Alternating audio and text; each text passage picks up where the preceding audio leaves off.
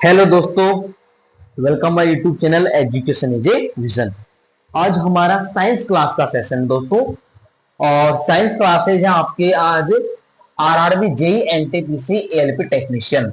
इसके most MCQ question paper set number 4 railway की सभी एग्जामों की एक बेहतरीन प्लेटफॉर्म है सारे सब्जेक्टों की तैयारी कराने का। आपका यूट्यूब चैनल पर सर्च कीजिए एजुकेशन इज ए विजन, शिक्षा एक दृष्टि है बाय सुरेंद्र सर।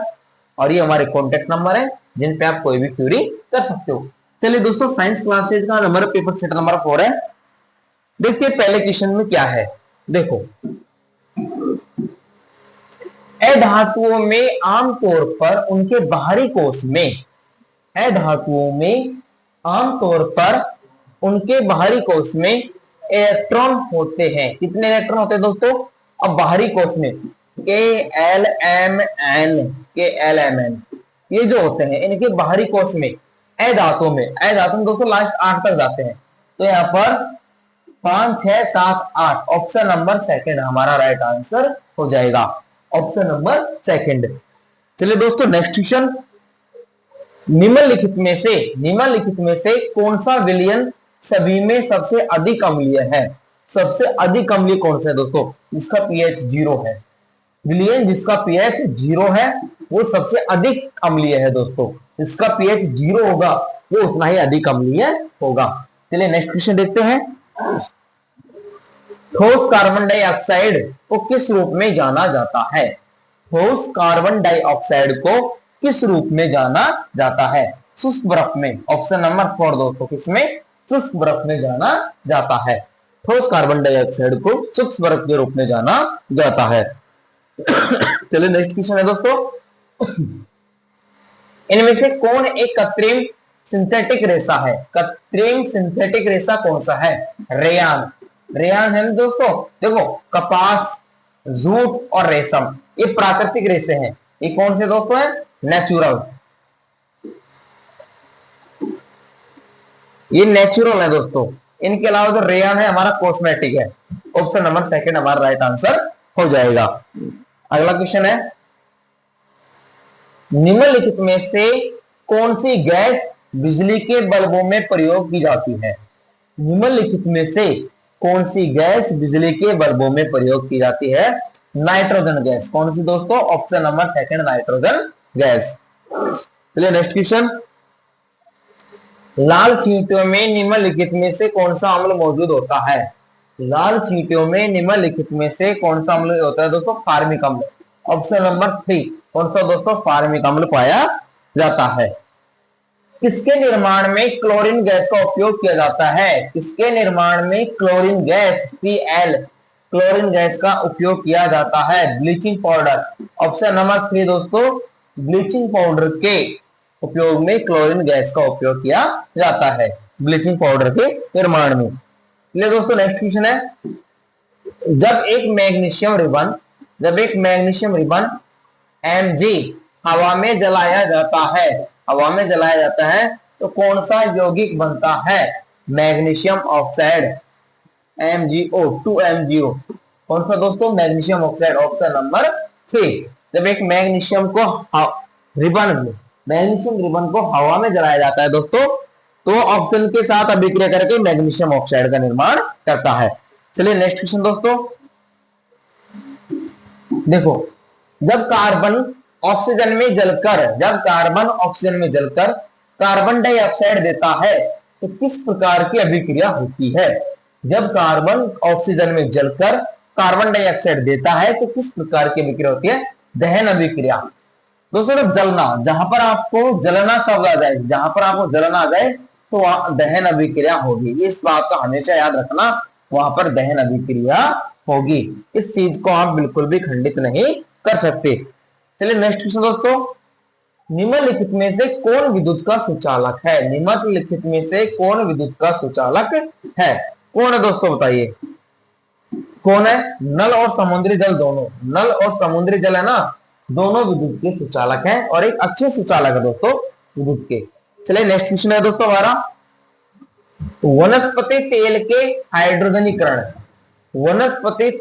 हाइड्रोजनीकरण में उत्प्रेरक के रूप में निम्नलिखित में से किसका उपयोग किया जाता है? वनस्पति तेल के हाइड्रोजनीकरण में उत्प्रेरक के रूप में निम्नलिखित में से किसका यूज किया जाता है? निकिल का। दोस्तों किसका? निकिल का, Na। निम्नलिखित में से कौन सा एक उभयधर्मी ऑक्साइड है? उभयधर्मी ऑक्साइड आ जाए दोस्तों तो वहां पर आपको एल्युमिनियम ऑक्साइड को याद रखना। उभयधर्मी ऑक्साइड जहां पूछ ले वहां आपको एल्युमिनियम को याद रखना है। चलिए नेक्स्ट क्वेश्चन दोस्तों, सोडा वाटर में किस गैस का प्रयोग किया जाता है? जो सोडा वाटर बनाते हैं दोस्तों पीने के लिए, एसिडिटी बाहर निकालने के लिए ना, पेट की गैस एसिडिटी को बाहर निकालने के लिए जो सोडा वाटर तैयार किया जाता है तो उसमें कौन सी गैस का यूज किया जाता है दोस्तों? कार्बन डाइऑक्साइड, CO2 गैस का। ऑप्शन नंबर सेकंड हमारा राइट आंसर हो जाएगा। चलिए दोस्तों नेक्स्ट क्वेश्चन देखते हैं। निम्नलिखित में से कौन सी धातु ठंडे या गर्म जल के साथ अभिक्रिया नहीं करती है? निम्नलिखित में से कौन सी धातु ठंडे या गर्म जल के साथ अभिक्रिया नहीं करती है? एल्युमिनियम। कौन सी दोस्तों? Aluminium, option number 4। चलिए नेक्स्ट क्वेश्चन, निम्नलिखित में से कौन आधुनिक आवर्त सारणी में डी ब्लॉक का एक तत्व है? जो डी ब्लॉक है दोस्तों हमारा वो आधुनिक सारणी है, जो मॉडर्न आवर्त सारणी है उसमें एक तत्व दोस्तों उसका क्या है? Iron, Fe। क्या दोस्तों? हमारा आयरन या फेरिक बोल दो इसको, फेरस बोल दो, फेरिक बोल दो, कुछ भी हम बोल सकते हैं दोस्तों Fe को। ये डी ब्लॉक का एक तत्व है। चलिए नेक्स्ट क्वेश्चन है दोस्तों, ऊर्ध्वपातन क्या है? ऊर्ध्वपातन क्या है? ऊर्ध्वपातन किसको बोलते हैं दोस्तों? देखिए, किसी पदार्थ का ठोस से सीधे गैस अवस्था में परिवर्तन हो जाना। किसी पदार्थ का ठोस से सीधे गैस अवस्था में परिवर्तन हो जाना, उस अवस्था को ऊर्ध्वपातन कहा जाता है। ऑप्शन नंबर 4 हमारा राइट आंसर हो जाएगा। चलिए नेक्स्ट क्वेश्चन दोस्तों, सोडियम कार्बोनेट को हाइड्रोक्लोरिक अम्ल के साथ, सोडियम कार्बोनेट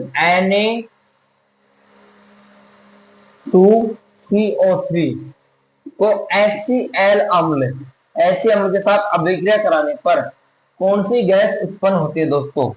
कौन सी गैस उत्पन्न होती है? तो ये देखो, इससे क्या बनेगा? NaCl बन गया। ठीक है दोस्तों, फिर बन गया हमारा यहाँ पर 2 यहाँ ले लो, 2 यहाँ ले लो ना, 2 NaCl H2O बन गया दोस्तों। फिर क्या बचा? CO2 गैस, जो हमारी गैस होती है तो कार्बन डाइऑक्साइड। क्या दोस्तों? कार्बन डाइऑक्साइड गैस हमारे उत्पन्न होती है। लवण तथा जल का निर्माण होता है और CO2 गैस बाहर निकलती है, इसका निर्माण होता है। चलिए दोस्तों, निम्नलिखित नियम किसने दिया था कि तत्वों के गुण उनके परमाणु भारों के आवर्त फलक होते हैं? मेंडलीव ने। किसने दोस्तों? मेंडलीव की आवर्त सारणी इसने दिया था। नेक्स्ट क्वेश्चन, सूत्र C6H14 हाइड्रोकार्बन का प्रतिनिधित्व कौन करता है? हेक्सेन दोस्तों ना, CnH2n+2 ये हेक्सेन का सूत्र होता है दोस्तों। इसका हेक्सेन का सूत्र होता है। अब यहाँ पर n बराबर जब आप 6 लोगे तो C6H2 × 6+2 तो ये हमारा C6 और H14 बन जाएगा दोस्तों। ठीक है, हेक्सेन, ऑप्शन नंबर सेकंड। चलिए नेक्स्ट क्वेश्चन देखते हैं भैया। और निम्नलिखित में से कौन सी प्रक्रिया तरल को सीधे उसके वाष्प के रूप में परिवर्तन करती है? तो लिक्विड है दोस्तों, लिक्विड को सीधा वेपोराइजेशन, किसे सीधा गैस बोल दो, वेपोराइजेशन गैस में होती है। वाष्पीकरण दोस्तों, वाष्पीकरण हम किसी भी तरल को जब जल में और दहन करवाते हैं, जलाते हैं, गर्म करते हैं तो वाष्पीकरण होकर के क्या हो जाता है दोस्तों? भाप के रूप में उड़ जाता है। चलिए नेक्स्ट क्वेश्चन, निम्नलिखित में से कौन सी धातु उच्च तापमान पर, निम्नलिखित में से कौन सी धातु उच्च तापमान पर भी ऑक्सीजन के साथ अभिक्रिया नहीं करती है? निम्नलिखित में से कौन सी धातु उच्च तापमान पर भी ऑक्सीजन के साथ अभिक्रिया नहीं करती है? चांदी नहीं करती है दोस्तों, चांदी नहीं करती है। चलिए नेक्स्ट क्वेश्चन, कार्बन के निम्नलिखित में कौन से अपरूप का उपयोग धातु क्रम में अपचय कारक के रूप में किया जाता है? कॉक का। इसका दोस्तों कॉक का, ऑप्शन नंबर फर्स्ट। चलिए नेक्स्ट क्वेश्चन है दोस्तों, यदि धातु ए अपने विलयन से धातु बी को विस्थापित कर देता है, यदि धातु ए अपने विलयन से धातु बी को विस्थापित कर देता है तो धातु ए क्या है? तो धातु हमारी अधिक अभिक्रियाशील है, बी से अधिक है वो दोस्तों, बी से तो अधिक ही होगी, तभी तो बी को खिसका रही है, ये है। ठीक है दोस्तों,